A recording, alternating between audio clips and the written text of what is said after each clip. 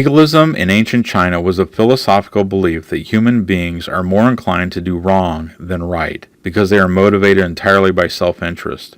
It was developed by the philosopher Han Feizi, who lived about 780 to 233 BC, who drew on earlier writings of the Warring State period of China by a Qin statesman named Xiangyang, who died in 338 BC. Even though legalism during the Qin dynasty resulted in a huge loss of life and culture, it should be remembered that the philosophy developed during a time of constant warfare in China, when each state fought every other for control. For over 200 years, the people of China experienced war as a daily reality, and a legalist approach to try to control people's worst impulses, controlling people through the threat of severe punishment for doing wrong, would have seemed like the best way to deal with chaos. Xiangyang's legalism dealt with everyday situations, but extended to how one should conduct oneself in war, and he is credited with the tactics of total war, which allowed the state of Qin to defeat the other warring states to control China.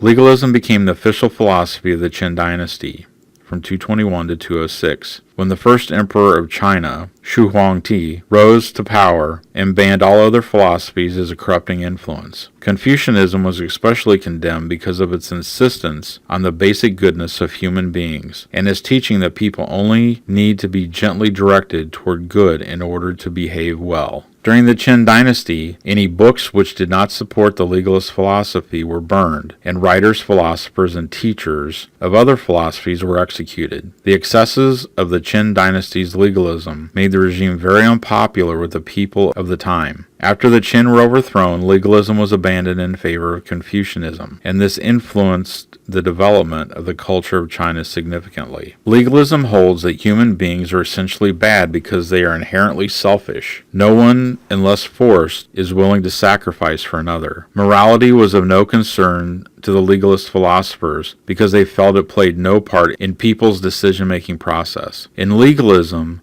laws directed one's natural inclinations for the development of all. Legalism was practiced through enacting laws to control the population of China. These laws would include how one was to address social superiors, women, children, servants, as well as criminal laws dealing with theft and murder. Since it was a given that people would act in their own self-interest, and always in the worst way, the penalties for breaking the law were severe and included heavy fines, conscription in the army, and being sentenced to years of community service building public monuments or fortifications.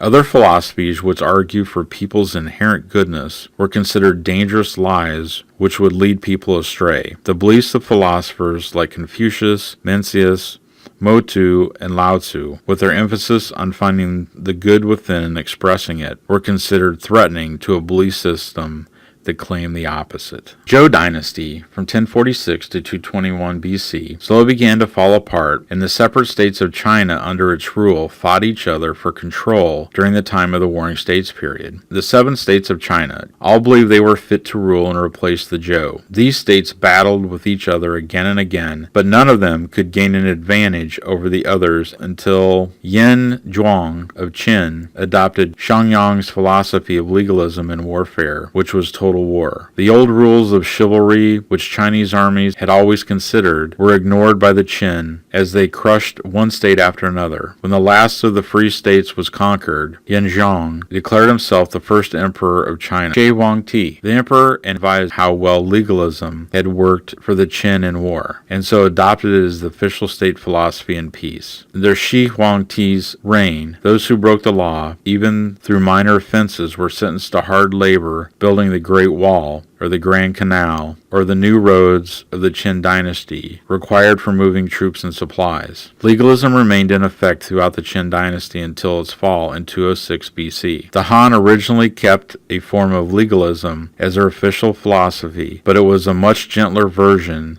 than the one of the Qin. The Emperor Wu, 141 to 87 BC, finally abandoned legalism in favor of Confucianism, and also made it illegal for anyone who followed the philosophy of Xiangyang to hold public office.